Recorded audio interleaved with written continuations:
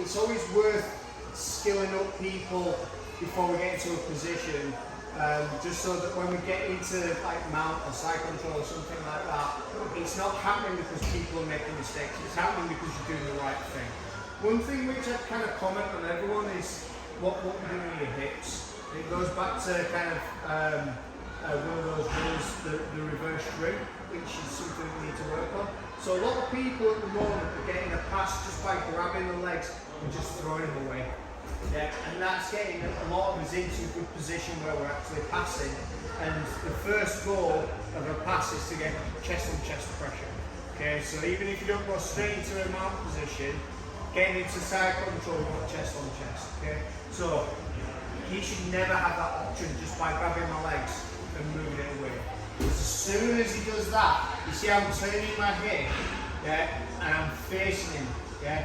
So the difference is, let them manipulate your hips. So you let them manipulate the hips and point the hips this way.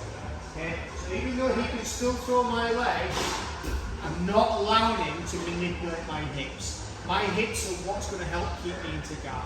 And we're just going to have a little practice and play with this, just so that it makes the guard passing a little more difficult and keeps us honest when we start getting into mount position. Because if I keep this knee in this position, it's going to be really difficult for Jay to mount. Even if he tries to kind of jump over the top and do things like that, I've always got this knee kind of protecting him. Okay, so this is the drill. You're just going to let through your legs to begin with, and just feel what your hips are doing. So my hips are going from facing up to when he throws the legs and I'm not doing anything about it, to my hips now facing away from this. Okay, so to correct this, when he throws my legs, I'm going to post my furthest foot away so that I can turn my hips so it's now facing Jason. Okay, and that's going to be the drill. So we're going to come back in, through, and he throws the other way.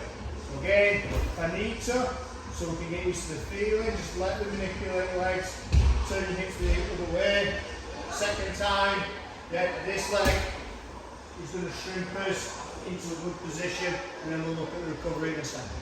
Alright, here we go. 1, 2, 3, rounds. Okay, so when I say the shop's shut, the shutters have gone down. Okay, so you can't get through the front door because the shutters have been brought down.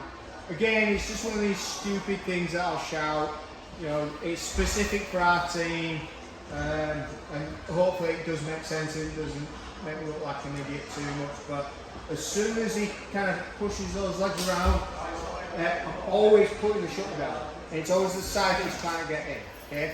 No point protecting this side just yet. I'm really focused on whatever side Jason is in, which means we can use this hand and this